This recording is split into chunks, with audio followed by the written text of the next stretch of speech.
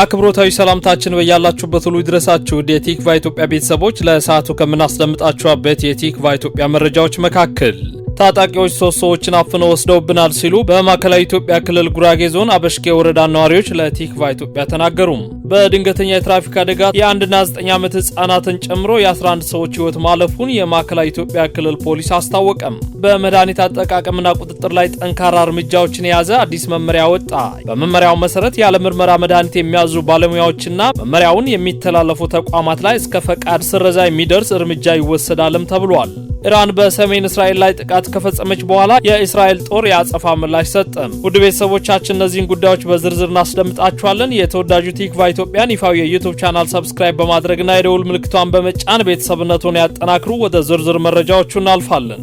ታጣቂዎች 3 ሰዎችን አፍነው ወስደውብናል ሲሉ በማዕከላዊ ኢትዮጵያ ክልል ጉራጌ ዞን አበሽጌ ወረዳ ነዋሪዎች ለቲክቫ ኢትዮጵያ ተናገሩ።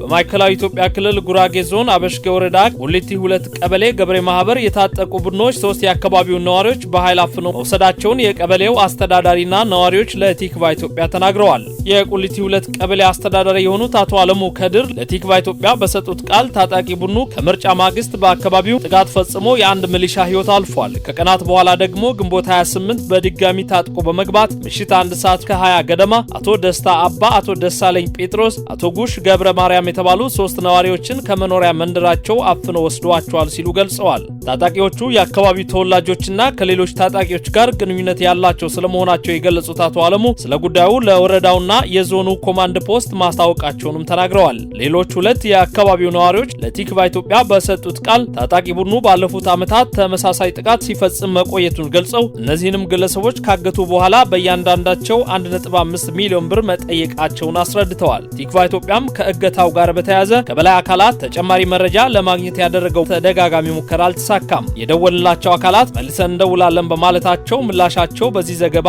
አልተካተተም። ምላሻቸውን ስናገኝ የምናካትት ይሆናል። በድንገተኛ የትራፊክ አደጋ የ1 እና 9 ዓመት ህጻናትን ጨምሮ የ11 ሰዎች ህይወት ማለፉን የማዕከላዊ ኢትዮጵያ ክልል ፖሊስ ኮሚሽን አስታወቀም። በማዕከላዊ ኢትዮጵያ ክልል ምስራቅ ጉራጌ ዞን በመስቃን ወረዳ ዘብደር ቁልቁለታማ መንገድ በተለምዶ 12ኛ ተብሎ በሚጠራው አካባቢ በደረሰ የትራፊክ አደጋ የ11 ሰዎች ህይወት አልፏል። አደጋው የደረሰው መነሻውን ስልጤ ዞን አልቾ ውሩሪ ወረዳ አድርጎ 18 ሰዎችን አሳፍሮ ወደ አዲስ አበባ በመጓዝ በነበረ የሰሌዳ ቁጥሩ ኮድ 3 18 197 በሆነ አነስተኛ የህዝብ ማመላለሻ ተሽከርካሪ ላይ መሆኑን የማዕከላዊ ኢትዮጵያ ክልል ፖሊስ ኮሚሽን የትራፊክ አደጋ መረጃና ስታቲክስ ዲቪዥን ኃላፊ ኢንስፔክተር ታምራት ደሳለኝ ለቲክቫ ኢትዮጵያ አስታውቀዋል። ኢንስፔክተር ታምራት እንዳሉት ተሽከርካሪው የዘብደርን ተራራ በመውረድ ላይ ያለ ባጋጠመው የቴክኒክ ብልሽት ከቆመ በኋላ ረዳቱና ሾፌሩ ከመኪናው ስር ገብተው መኪናውን ከነካኩ በኋላ በቃ አሁን ተስተካክሏል ብለው ታኮ ባነሱበት ቅጽበት መኪናው ከፍጥነት በላይ ቁልቁለት ተወንጭፎ አደጋ ማድረሱን ማስረድተዋል። በአደጋው 5 ወንዶችና 6 ሴቶች በድምሩ 11 ሰዎች ወዲያውኑ ሲሞቱ በ6 ሰዎች ላይ ከባድ የአካል ጉዳት መድረሱንና ከሞቱት ተሳፋሪዎች መካከል የ1 ዓመት ህጻንና የ9 ዓመት ታዳጊ እንደሚገኙበትም ለቲክቫ ኢትዮጵያ አስታውቀዋል። በአደጋው ጉዳት የደረሰባቸው ተሳፋሪዎች በወራቤና ቡታጅራ ኮምፕሬሄንሲቭ ሆስፒታሎች ሕክምና እየተደረገላቸው ነው። ኢንስፔክተር ታምራት ደሳለኝ አደጋው በደረሰበት ወቅት ታኮ በማንሳት ላይ የነበረ የተሽከርካሪው ረዳትና ፈጥኖ ያልተሳፈረ አንድ ተጓዥ ምንም ሳይሆኑ መትረፋቸውን ለቲክቫ ኢትዮጵያ አስረድተዋል። በመድኃኒት አጠቃቀምና ቁጥጥር ላይ ጠንካራ እርምጃዎችን የያዘ አዲስ መመሪያ ወጣ። ያለ ምርመራ መድኃኒት በሚያዙ ባለሙያዎችና መመሪያ በሚተላለፉ ተቋማት ላይ እስከ ፈቃድ ስረዛ የሚደርስ እርምጃ ይወሰዳልም ተብሏል። የኢትዮጵያ ምግብና መድኃኒት ባለስልጣን መድኃኒቶች ያለ አግባብ መውሰድና መላመድን ለመግታት የሚያስችል እንዲሁም ጥብቅ የቁጥጥር ስርዓት የያዘ አዲስ አግባባዊ የመድኃኒት አጠቃቀም መመሪያ ቁጥር 1138/2018 በስራ ላይ ማዋሉን አስታውቋል። አዲሱ መመሪያ ይበልጥ ግልጽና ጠንካራ የቅጣት መሰላል የዘረጋ ሲሆን ግዴታውን ባልተወጣ ወይም ህገወጥ ድርጊት ፈጽሞ በተገኘ የጤና ባለሙያና ተቋም ላይ ፈቃድ የሰጠው አካል ከማስጠንቀቂያና ከገንዘብ መቀጮ ባለፈ የብቃት ማረጋገጫ ወይንም የሙያ ፈቃድ እስከ ማገድና መሰረዝ የሚያደርስ ከባድ እርምጃ በቀጥታ የመውሰድ ስልጣን ተሰጥቶታል። በመመሪያው ከተካተቱ ዋና ዋና ድንጋጌዎች መካከል መድኃኒት በአንድ ማዘዣ በድጋሚ ማደል የሚቻለው የህክምና ባለሙያው በማዘዣው ላይ በግልጽ በድጋሚ ማደል ይቻላል ብሎ ሲፈቅድ ብቻ ነው። ታካሚው መድኃኒቱን በአግባቡ አለመጠቀሙ ለሱስ መጋለጡ የህክምና ውጤታማነትን ማጣት ወይንም የደህንነት ስጋት መኖሩ ከተጠረጠረ ፋርማሲስቱ መድኃኒቱን ከመስጠት ተቆጥቦ ታካሚውን ወደ ሕክምና ተቋም የመላክ ግዴታ አለበትም ይላል። የጸረ ተህዋሲያን መድኃኒቶች ወይንም አንቲባዮቲክስ ከተህዋሲያን ጋር መላመድን ለመከላከል ማንኛውም የሕክምና ባለሙያ ክሊኒካዊ ወይንም የላቦራቶሪ ምርመራ ማስረጃ ሳይኖረው ለህይወት አስጊ ከሆነ ኢንፌክሽን ውጪ የጸረ ተህዋሲያን ሕክምና ማስጀመር አይችልም ይላል። እያንዳንዱ ሆስፒታልና ጤና ጣቢያ የጸረ ተህዋሲያን መድኃኒቶች መጋቢ ኮሚቴ የማቋቋም ግዴታ ተጥሎበታል። ኮሚቴው መድኃኒቶቹን በተደራሽ ትኩረት በሚሹና መጠባበቂያ በሚል የሚመድብ ሲሆን በመጠባበቂያ ስር ያሉ ወደ ዝቅተኛ ዝርዝር ማውረድ ፈጽሞ የተከለከለ ነው። እያንዳንዱ የኤሌክትሮኒክስ ማዘዣ ወይንም ኤሌክትሮኒክ ፕሪስክሪፕሽን ተከታታይ መለያ ቁጥር ሊኖረው የሚገባ ሲሆን ከተሰጠ በኋላ ከራሱ ከሐኪሙ ውጪ በማንም ሊቀየር አይችልም።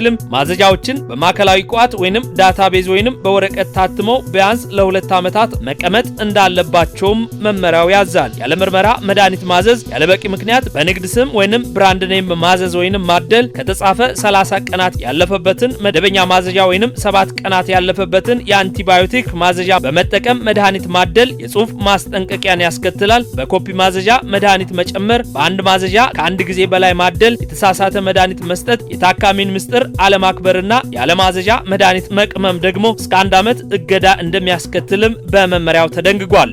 ኢራን በሰሜን እስራኤል ላይ ጥቃት ከፈጸመች በኋላ የእስራኤል ጦር የአጸፋ ምላሽ ሰጠ። ኢራን በሚያዝያ ወር ከአሜሪካ ጋር የተኩስ አቁም ስምምነት ከደረሰች ወዲህ ለመጀመሪያ ጊዜ ወደ እስራኤል ሚሳኤሎችን አስወንጭፋለች። የእስራኤል ጦር የቴህራን ጥቃትን ተከትሎ በምዕራብና ማዕከላዊ ኢራን በሚገኙ ወታደራዊ ኢላማዎች ላይ ጥቃት መፈጸሙን አስታውቋል። የኢራን አብዮታዊ ዘብ ሚሳኤሎቹ ለሳምንታት የሚቀጥለው ጥቃት መጀመሪያ ነው ሲሉ አስታውቀዋል። የእስራኤል ጦር በቴሌግራም ገጹ ከጥቂት ደቂቃዎች በፊት የእስራኤል አየር ኃይል የኢራን አሸባሪ አገዛዝ ንብረት የሆነውን በምዕራብና ማዕከላዊ ኢራን የሚገኘውን ወታደራዊ ኢላማዎችን ደብድቧል ሲል ጽፏል። እስራኤል በበኩሏ በሰሜናዊ እስራኤል ሚሳኤሎችን ማክሸፏን ገልጻ የደረሰ ጉዳት ግን ስለመኖሩ ያለችው ነገር የለም። ባሳለፍነው እሁድ እስራኤል በደቡባዊ ቤይሩት የሂዝቦላ ኢላማዎች ላይ ድብደባ መፈጸሙን አስታውሳለች። የጦሩ ቃል አቀባይ ኢራን ትልቅ ስህተት ሰርታለች ሲሉ ተናግረዋል። ፎክስ ኒውስ በበኩሉ ትራምፕ ኢራንን ይበቃል፣ ወደ ድርድር ጠረጴዛ ተመለሽ ሲሉ መናገራቸውን ዘግበዋል። የአሜሪካው ፕሬዝዳንት ዶናልድ ትራምፕ ለአክሲዮስ የእስራኤሉ ጠቅላይ ሚኒስትር ለኢራን ሚሳኤሎች ያጸፋ ምላሽ እንዳይሰጡ እንደሚነግራቸው ገልጸዋል። አሁን ለቢቢ ደውልለታለሁና ያጸፋ ምላሽ እንዳይሰጥ እነግረዋለሁ ብለዋል። ሁለቱም የራሳቸውን ደስታ አግኝተዋል። እስራኤል አጥቅታለች እናም ኢራንም አጥቅታለች፣ ተጨማሪ አንፈልግም ሲሉም ተናግረዋል። ከኢራን ጋር ወደ መጨረሻ ስምምነት ተቃርበናል። ጥሩ ስምምነት ነው የሚሆነው። አሁን ላይ እየሆነ ባለው የተነሳ ይህንን ማጣት አንፈልግም ማለታቸውን አክሲዮስ ዘግበዋል። ትራምፕ አክለውም እስራኤል ዳግም ጥቃት ከፈጸመች ግን ግጭቱ 47 ዓመታት ወይንም እንደ 300 ዓመታት ይቀጥላልም ብለዋል። አክሲዮስ ትራምፕ ለኔታንያሁ መደወላቸውንም ጨምሮ ዘግቧል። የእስራኤል ጦር በበኩሉ በቴሌግራም ገጹ ላይ ሌተናል ጀነራል ያልዛሚርን በመጥቀስ ጠላትን በቁርጠኝነት ትዕዛዝ እንደተሰጠን መደብደብ እንጀምራለን ብለዋል። ውድ የቲክቫ ኢትዮጵያ ቤተሰቦች ለሰዓቱ ያዘጋጀንላችሁ አጫጭር መረጃዎች ይህንን ይመስሉ ነበር። ከሰዓታት ቆይታ በኋላ በሌሎች አዳዲስ መረጃዎች እንመለሳለን። የተወዳጁ ቲክቫ ኢትዮጵያን ይፋዊ የዩቲዩብ ቻናል ሰብስክራይብ በማድረግ ቤተሰብ ይሁኑ። ሰናይ ቆይታም